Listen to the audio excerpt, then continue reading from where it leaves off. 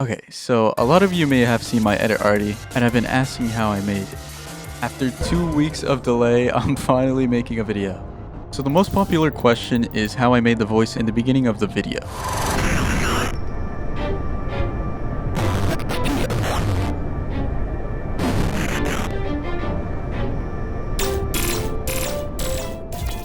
To answer that question, what I did was install the Krush plugin, and after that you would either go to a DAW such as FL Studio or go into Davinci Resolve's Fairlight effects. In FL Studios, what you want to do is make a voice sample by going to the mixer and adding your microphone, and click record.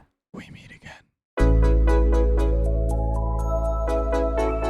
We meet again. After that, you go back to your mixer and add the Krush plugin. After you do that, you can mess with the effects.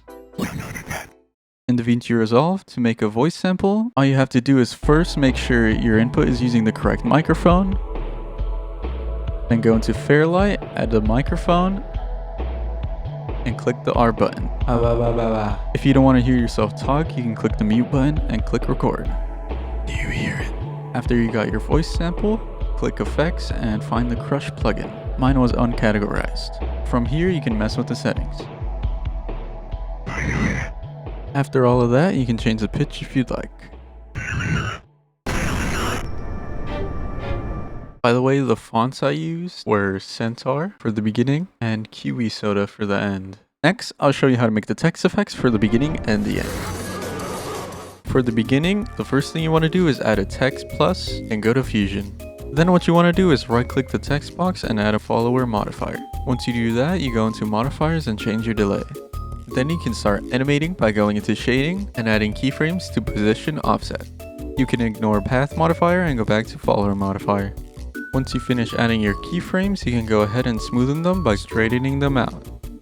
Make sure you move the keyframes back using Ctrl A to compensate for the delay. Now you can customize your text. Lastly, I used a mosaic blur to give it that pixelated look. Here's a bonus effect I did. All I did was use a vignette and change the color and size. Here for the ending, what I did was redo the follower modifier step previously mentioned, but this time you'd right-click the position offset and add a perturb modifier. Thankfully, I still have these settings saved so you can copy them if you'd like. Once you're done with that, you can add a camera shake. If you missed it, here are the settings for the letter and camera shake.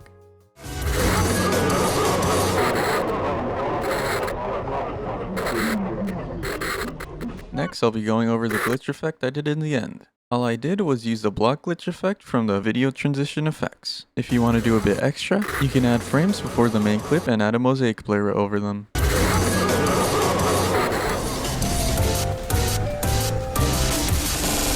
Next, I'll show you how to make that cool Datamosh effect. First thing you want to do is find the segment, then use I and O for the beginning and end. Make sure you go back one frame for the end. Then you'd want to locate and save the frames for the start and the duration of the effect.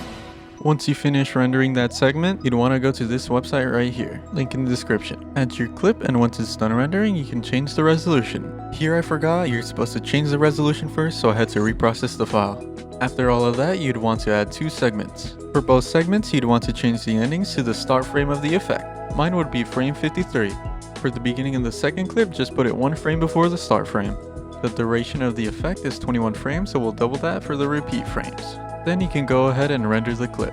Once it's done rendering, you can go ahead and download it.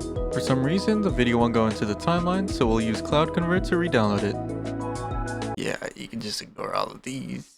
Once you put the video in the timeline, you can find where the effect starts. Then you can use Ctrl R to change the speed. That was pretty smooth, wasn't it? I guess the last few things I can show you is the glow effect, triangle crop, and composition mode. For the glow effect, all I did was add an adjustment clip, add a glow node, and add frames to the blend, and smoothen the keyframes in the spline graph. For the triangle crop, all I did was go to the color tab, use the pen tool to make a triangle and open nodes, add an alpha node, and then connect it. For the logo to blend to the background, I went to composition and changed it to hard mix. Here's a bonus. Adjustment clips are goated. They helped me make these 2 clips, and all I did was mess with the transform node and add a camera shake. And if you wanted a mirror, all you gotta do is click edges and put mirror. Anyways, I hope you found this video useful. Like and subscribe.